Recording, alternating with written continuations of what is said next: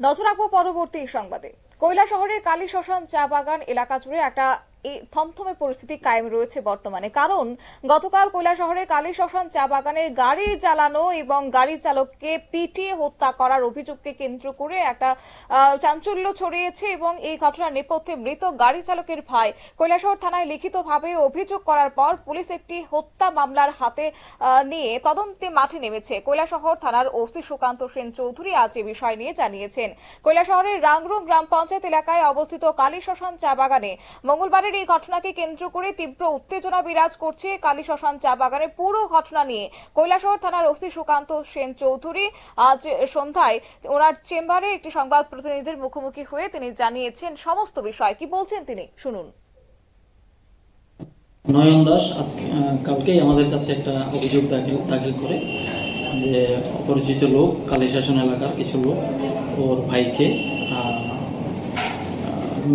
প্রাণে মেরে ফেলে। এই ব্যাপারে আমরা একটা কেস নিয়ে ইনভেস্টিগেশন শুরু করেছি। কেস নাম্বার 27/25 মার্ডার কেস, এবং পাশাপাশি একটা গাড়ি জ্বালানো হয়েছে।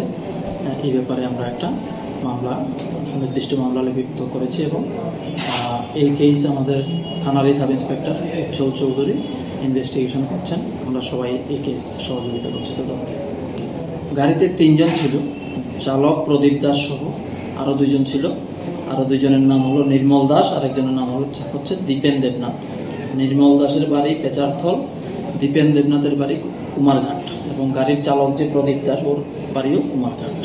একজনকে আমরা যখন ঘটনাস্থল পরিদর্শন করি, প্রদীপ দাসের মৃতদেহ ওইখানে আমরা যখন ইনভেস্টিগেশন প্রসেস চলছিল তখন জঙ্গল থেকে নির্মল দাস জঙ্গল থেকে বেরিয়ে আসে, এবং ওইখান থেকে নির্মল দাস থেকে আমরা জানতে পারি নির্মল দাসের মোবাইল দিয়ে দীপেন দেবনাথকে ফোন করা হয়েছে, এবং আমাদের সামনেই নির্মল দাস দীপেনের সঙ্গে কথা বলেছে ও সেফলি কোনো জায়গায় আছে।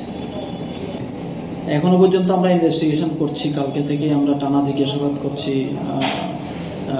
যে কালী শাসন চা বাগানের ম্যানেজার এবং ওই রাংরুং পঞ্চায়েতের যে প্রধান এবং ওইখানে সোশ্যাল ওয়ার্কার যারা বিভিন্ন সামাজিক অনুষ্ঠান কাজকর্মে জড়িত থাকে, ওদের থেকেও আমরা কিছু ইনফরমেশন কালেকশন করছি। পাশাপাশি যে কালী শাসন যে চা বাগান আছে এখানে যে শ্রমিকরা রয়েছে, ওই দিনকে যারা কাজ করেছিল, মানে গতকালকে যারা কাজ করেছিল ওদের নামের লিস্টও আমরা কালেকশন করেছি। ওদেরকেও আমরা টানা জিজ্ঞাসাবাদ করছি কে কি কোথায় ছিল। আমরা এখন পর্যন্ত আজকে আমরা টোটাল 13 জন ওই বাগানের শ্রমিককে, এর মধ্যে 5 জন পুরুষ, বাকিরা মহিলা, ওদেরকে আমরা জিজ্ঞাসাবাদ করছি। এই মামলায় আমরা 1031, 326F এবং 3/5 অফ BNS সেকশন আমরা নিয়েছি। অর্থাৎ আপনারা ওসি সুকান্ত সেন চৌধুরীর বক্তব্য আপনারা শুনলেন। অন্যদিকে আজ বুধবার ময়নাতদন্ত করে সেই মৃত গাড়ি চালক প্রদীপ দাসের মৃতদেহ পরিবারের হাতে তুলে দেওয়া হয়েছে। অবশ্য আজকে এই বিষয় নিয়ে ওসি জানিয়েছেন যে কালী শ্মশান চা বাগানে গাড়ি চালক প্রদীপ দাসকে হত্যার সময়কালে চা বাগানে যেসব শ্রমিকরা কাজ করছিলেন সেই সব শ্রমিকদের নামের তালিকা পুলিশ সংগ্রহ করেছে। তাছাড়া ইতিমধ্যেই কালী শ্মশান চা বাগানের ম্যানেজার, রাংরুং গ্রাম পঞ্চায়েতের প্রধান এবং গ্রাম পঞ্চায়েত এলাকার বিশিষ্ট সমাজসেবী সহ অন্যান্যদের থানায় ডেকে জিজ্ঞাসাবাদ করা হয়েছে।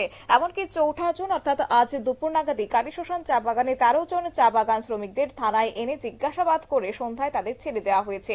এই 13 জন চা বাগান শ্রমিকদের মধ্যে 5 জন পুরুষ এবং 8 জন মহিলা রয়েছে, এবং অনতিবিলম্বে সেই দোষীদের কঠোর শাস্তি প্রদান করা হবে উপযুক্ত চিহ্নিত হওয়ার পর।